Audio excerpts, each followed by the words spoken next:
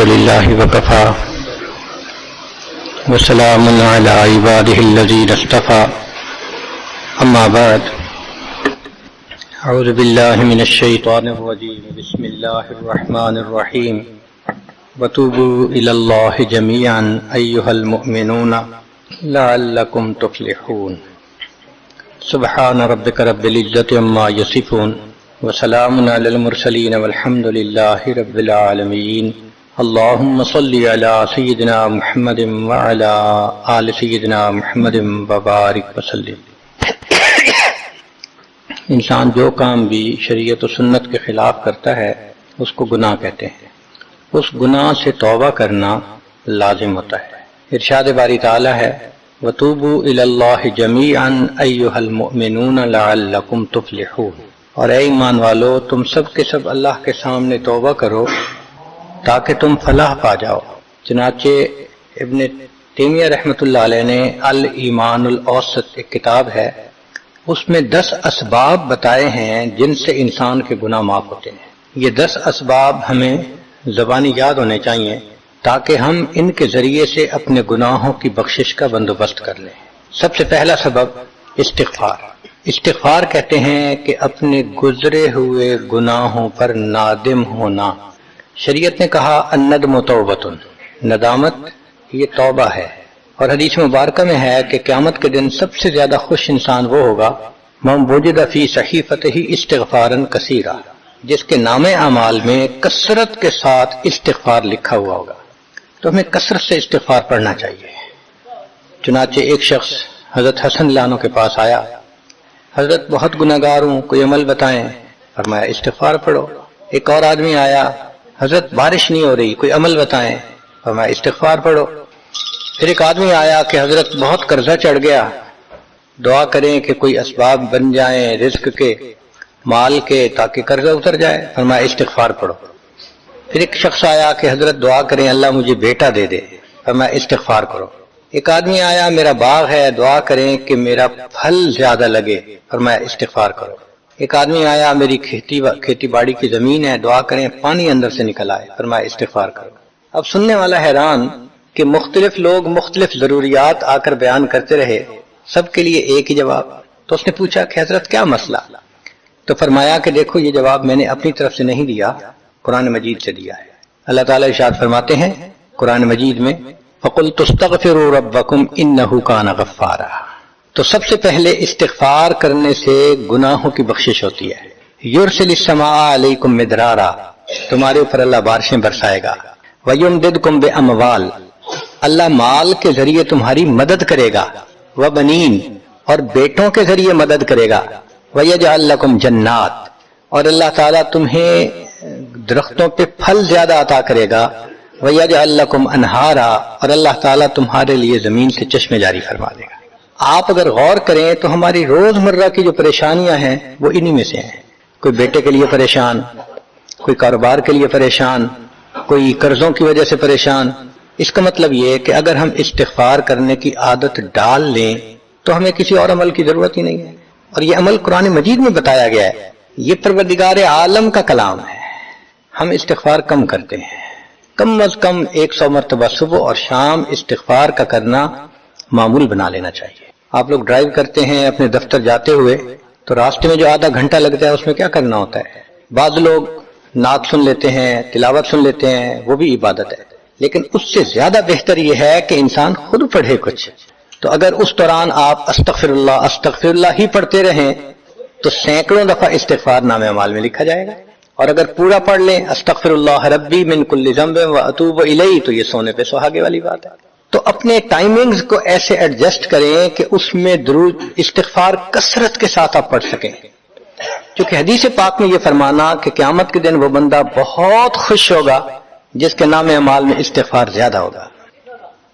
دوسرا سبب ہے توبہ۔ توبہ اور استغفار بہت قریب ہیں، ان میں لائن آف ڈیمارکیشن ڈالنا تھوڑا ڈیفیکلٹ ہے، مگر علماء نے لکھا ہے کہ استغفار پچھلے گناہوں پہ ریپینٹنس کو کہتے ہیں، اور توبہ آئندہ گناہوں کو کمٹ نہ کرنا، اس کی کمٹمنٹ کرنا، عزم کرنا، اس کو کہتے ہیں۔ توبہ عزم جازم، ایک عہد کرنا کہ میں نے آج کے بعد گناہ نہیں کرنا، یہ توبہ کہلاتا ہے۔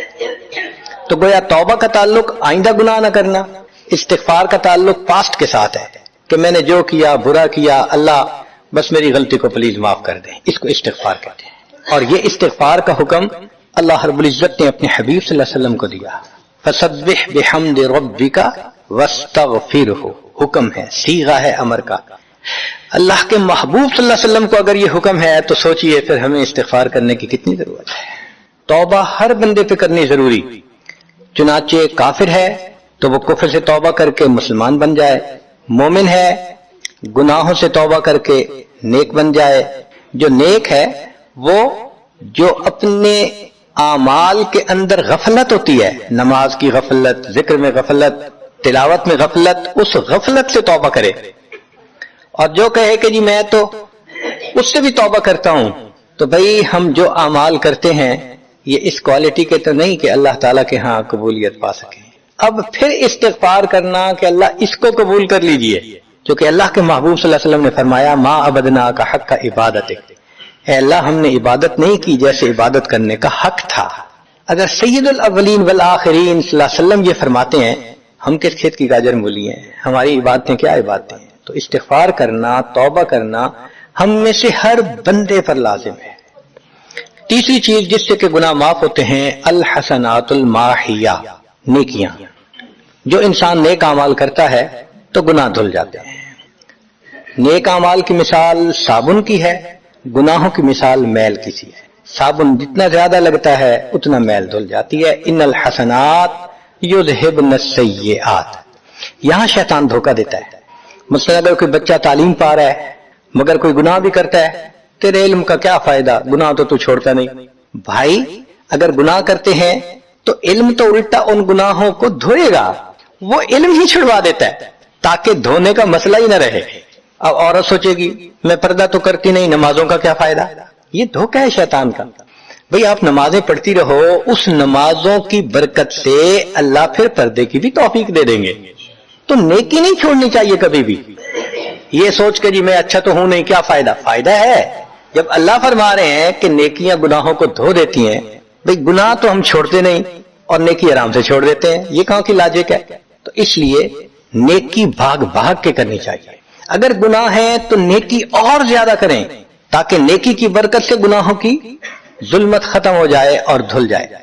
حدیث پاک میں ہے بندہ گناہ کرتا ہے لکھ دیا جاتا ہے، دوسرا گناہ، تیسرا، 5 گناہ کرتا ہے، پھر اس کے بعد وہ ایک نیکی کرتا ہے تو نیکی والا فرشتہ کہتا ہے کہ دیکھو اللہ کے ہاں دستور ہے من جاء بالحسنۃ فلہ عشر امثالھا، اس کو 10 نیکیاں ملنی تھی، تم نے 5 گناہ لکھے ہیں نا، اچھا تم 5 گناہ مٹا دو، میں نامہ اعمال میں 10 نیکیوں کی بجائے صرف 5 نیکیاں بیلنس وہ ڈال دیتا ہوں۔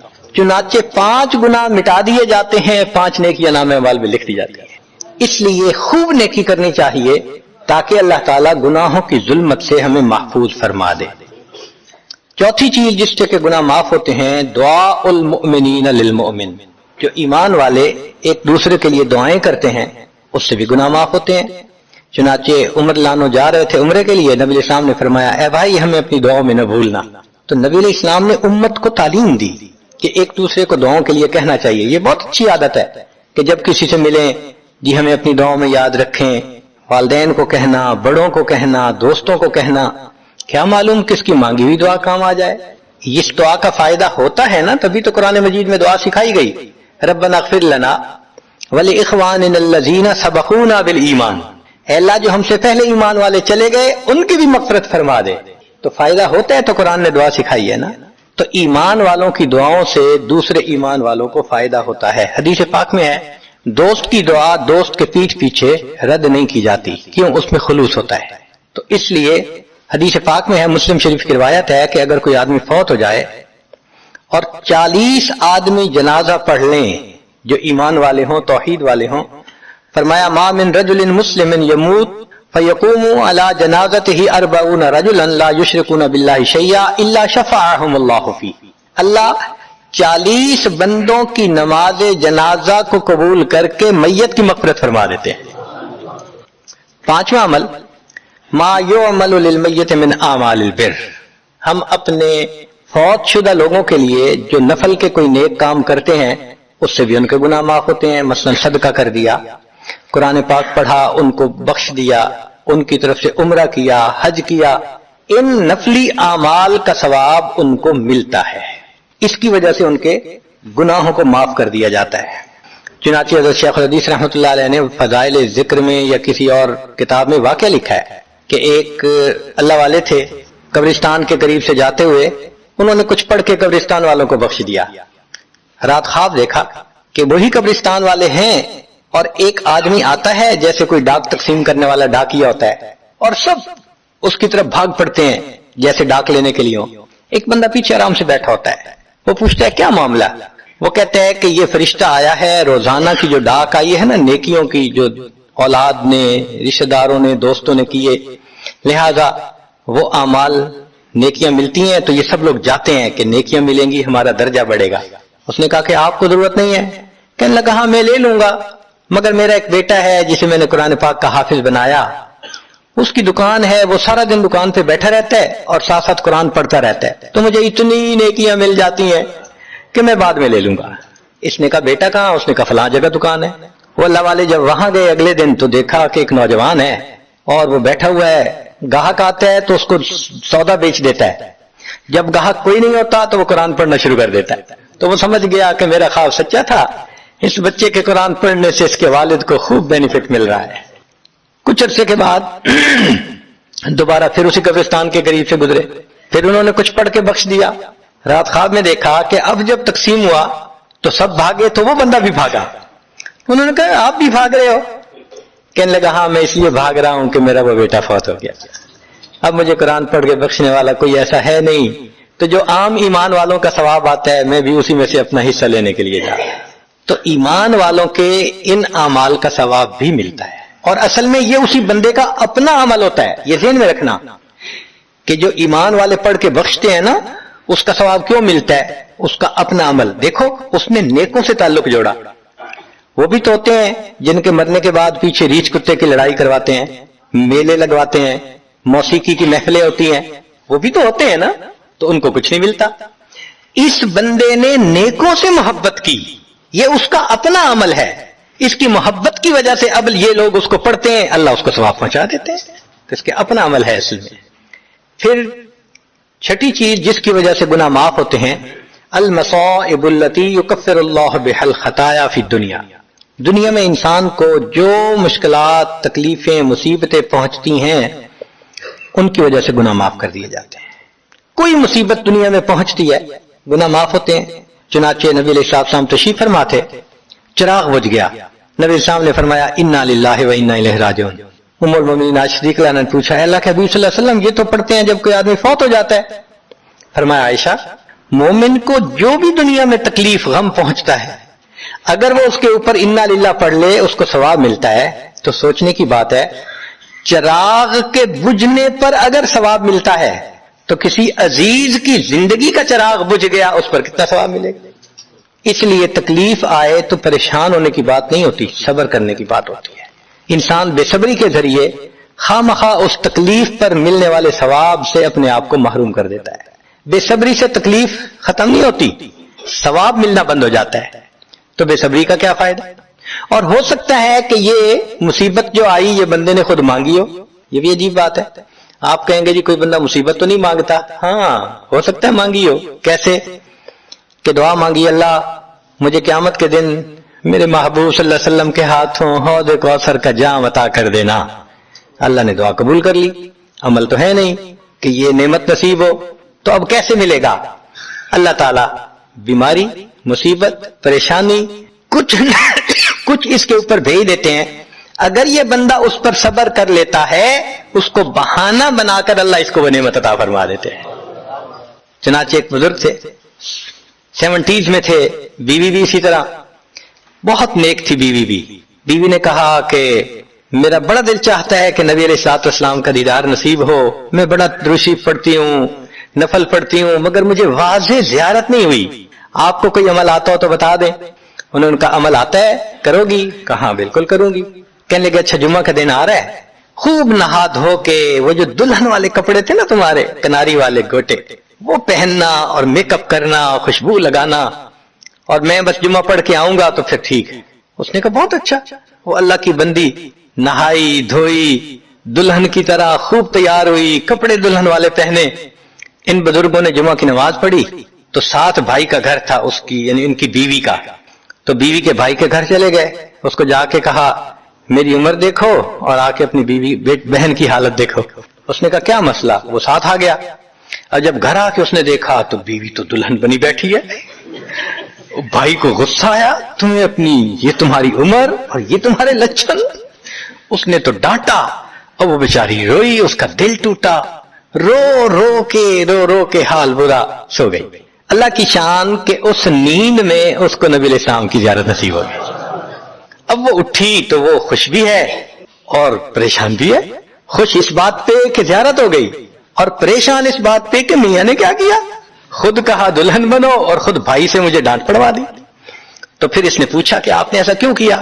انہوں نے کہا دیکھو میں تمہاری زندگی کو قریب سے جانتا ہوں، میں نے تمہیں اتنا پیار محبت سے رکھا ہے کہ تمہیں زندگی کے کوئی تکلیف نہیں پہنچنے دی میں نے، تم نے عبادت کی انتہا کی ہے، مگر کچھ نعمتیں ہوتی ہیں جو دل ٹوٹنے پہ ملتی ہیں، تو تمہارا تو کبھی دل ٹوٹا نہیں، تو میں نے ایک بہانہ بنایا کہ تمہیں کہا دلہن بنو، بھائی کو شکایت لگا دی، اس نے ڈانٹ پلا دی، تمہارا دل ٹوٹا، اللہ کو رحم آ گیا، اللہ تعالیٰ ٹوٹے دلوں پر رحم فرما دیتے ہیں۔ تو ممکن ہے کہ یہ مصیبت، یہ پریشانی اللہ کی طرف سے ہمارے لیے انعام کا سبب بن کے آئی ہو، اس لیے ہمارے بزرگوں نے کہا سکھ دکھاں تو دیواں وار، کہ میں سکھوں کو دکھوں پہ قربان کر دوں، سکھ دکھاں تو دیواں وار، دکھاں آن ملائم یار، کہ دکھوں نے مجھے میرے یار سے ملا دیا۔ اللہ کو بڑا ترس آتا ہے اس بندے پر جس پر کوئی مصیبت آتی ہے، پریشانی آتی ہے۔ پھر ساتویں چیز جس سے کہ گناہ معاف ہوتے ہیں، ما يحصل فی القبر من الفتنة والزغطة والروع، قبر کے اندر انسان جب جائے گا تو اس کو وہاں پر زغط قبر پیش آئے گا، قبر دباتی ہے، اس قبر کے دبانے سے بھی گناہ معاف ہوتے ہیں، اور یہ زغط قبر ہر کسی کو پیش آئے گا۔ سعد رضی اللہ عنہ ایک صحابی ہیں، نبی علیہ السلام نے ان کا جنازہ پڑھایا اور اللہ کے محبوب صلی اللہ علیہ وسلم پنجوں کے بل چلنے لگے، تو صحابی نے پوچھا اے اللہ کے حبیب صلی اللہ علیہ وسلم آپ ایسے چل رہے ہیں؟ فرمایا سعد کی نماز جنازہ میں شرکت کے لیے اتنے فرشتے آسمان سے اتر آئے، مجھے پاؤں رکھنے کی جگہ نہیں مل رہی۔ پھر حدیث پاک میں آتا ہے کہ نبی علیہ السلام نے فرمایا سعد کی وفات پر اللہ کا عرش بھی 3 دن تک روتا رہا۔ جن کی وفات پہ اللہ کا عرش روئے، اللہ کے فرشتے جنازے میں اتریں، کیسے اللہ کے مقبول بندے ہوں گے؟ پھر نبی علیہ السلام نے فرمایا سعد کو بھی زغط قبر پیش آیا۔ تو اس کا مطلب یہ ہے کہ یہ زغط قبر تو پیش آنا ہی ہے، ہر کسی کو آنا ہے، کوئی بھی ہو۔ اب یہ عجیب سی بات ہے، مگر اس کو سمجھیں کہ کیوں پیش آنا ہے۔ آپ اگر کسی ریسٹورنٹ پہ جائیں اور جا کے سویٹ ڈش کھائیں یا کباب کھائیں تو بل پے کرنا پڑتا ہے نا، گروسری سٹور سے جا کے کوئی چیز لائیں بل پے کرنا پڑتا ہے نا، ہر چیز کا بل ہوتا ہے نا۔ اس دنیا میں انسان جو مزے لیتا ہے بھلے جائز صحیح، ان کی بھی ایک کاسٹ ہے اور وہ اسے پے کرنی پڑے گی، اور وہ کاسٹ زغط قبر سے پے ہوگی۔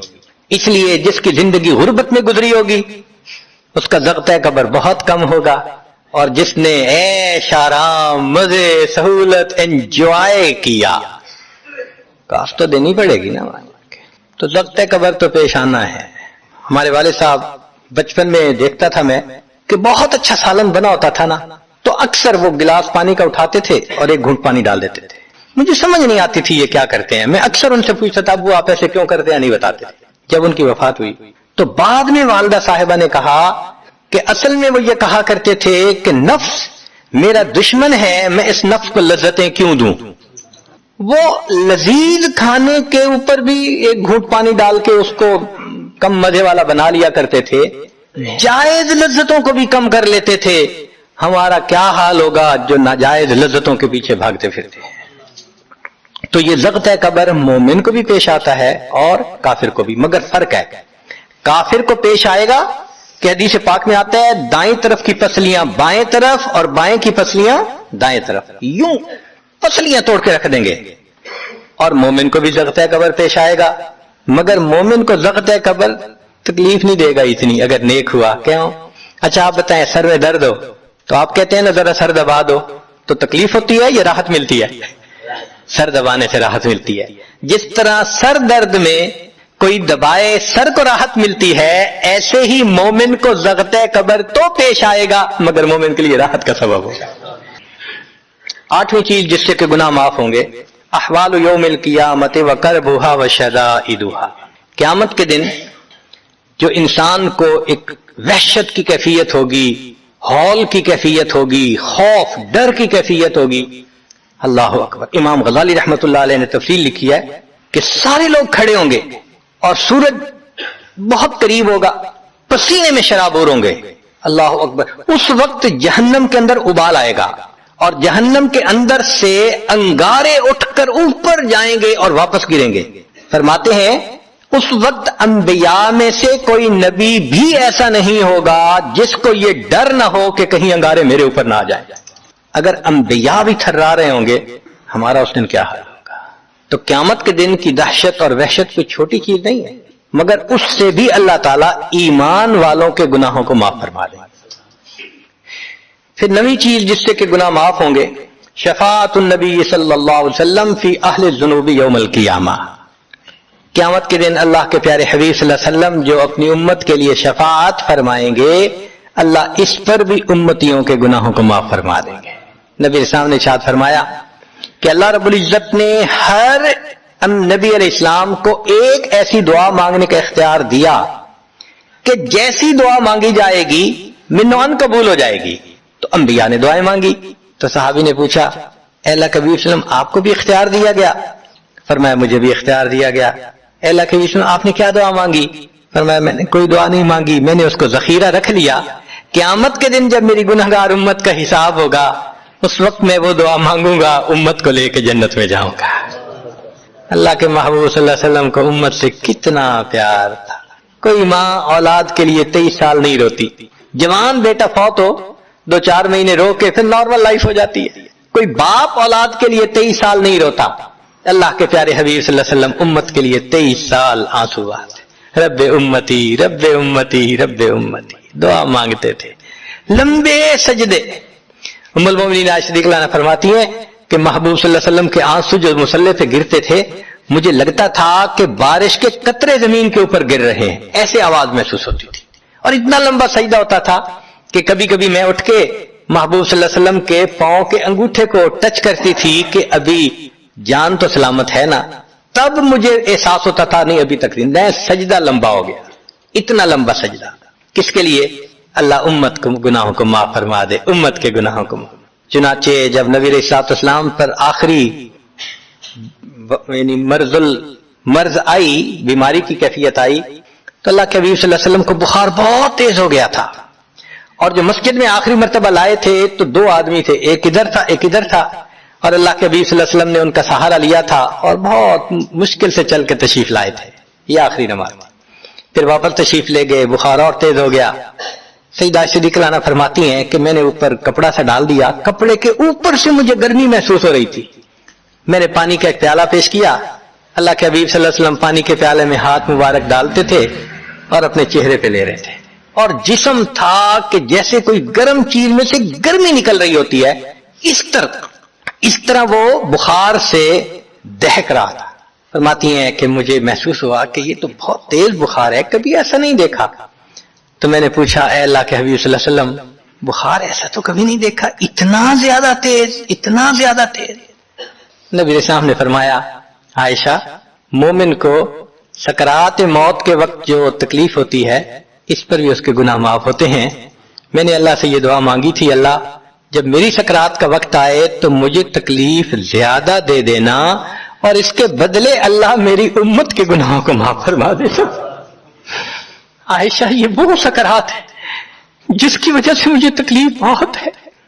اللہ کے محبوب صلی اللہ علیہ وسلم کو اتنی تکلیف ہو رہی تھی. اتنے میں اطلاع ملی، دروازہ کھٹکھٹایا گیا، پوچھا کون؟ جواب ملا جبریل علیہ السلام اور اسرائیل علیہ السلام اجازت مانگتے ہیں آنے کی. نبی اسلام نے فرمایا جبریل اندر آ جائیں. تو جبریل آئے. اے اللہ کے حبیب صلی اللہ علیہ وسلم اللہ نے آپ کو یاد فرمایا ہے. نبی اسلام نے فرمایا جبریل اللہ تعالیٰ سے پوچھ کے یہ پہلے بتاؤ میرے بعد میری امت کا کیا حال ہوگا، پہلے پوچھ کے بتاؤ۔ جبریل علیہ السلام نے اللہ تعالیٰ سے پوچھا، رب کریم نے کہا، فرمایا میرے محبوب سے جا کر کہہ دو اے محبوب آپ کے بعد آپ کی امت کو تنہا نہیں چھوڑیں گے۔ جب نبی علیہ السلام کو تسلی ہو گئی، محبوب نے فرمایا اچھا ملک الموت کو بھی اندر آنے دو۔ اللہ کے محبوب صلی اللہ علیہ وسلم کو امت سے ایسی محبت تھی، اللہ اکبر۔ چنانچہ حدیث پاک میں ہے کہ نبی علیہ السلام نے فرمایا خیرت بین ان یدخل نصف امتی الجنہ و بین شفاعہ، اللہ رب العزت نے مجھے چوائس دیا، اختیار دیا کہ اے میرے حبیب صلی اللہ علیہ وسلم آپ چاہیں تو آپ کی آدھی امت کو بلا حساب جنت بھیج دیں گے، اور آپ چاہیں تو جن کی آپ شفاعت کریں ان کو بھیجیں گے۔ نبی علیہ السلام فرماتے ہیں فاخترت شفاعہ، میں نے شفاعت کو چن لیا، لأنہا اعم و اکثر، اس لیے کہ میری شفاعت پر آدھی سے زیادہ امت کے لوگ جنت میں چلے جائیں گے۔ اللہ اکبر۔ پوچھنے والے نے پوچھا اے اللہ کے حبیب صلی اللہ علیہ وسلم اترونہا للمتقین، کیا آپ کی شفاعت نیکوں کے لیے ہوگی؟ فرمایا لا ولکنہا للمذنبین الخطائین المتلوثین، نہیں میری شفاعت میرے امت کے گناہ گاروں کے لیے ہوگی۔ اللہ کے حبیب صلی اللہ علیہ وسلم کی شفاعت کا نصیب ہو جانا یہ بھی گناہوں کی بخشش کا سبب ہے۔ مگر شفاعت کس کو نصیب ہوگی اس کی بھی تفصیل سن لیجئے۔ کچھ لوگ ہوتے ہیں سنت کو دیکھتے ہیں ان کا دل خوش ہو جاتا ہے، وہ سنت رکھنے والے کو انکریج کرتے ہیں، اس کو مورل سپورٹ دیتے ہیں، نہیں تم نے اچھا کیا۔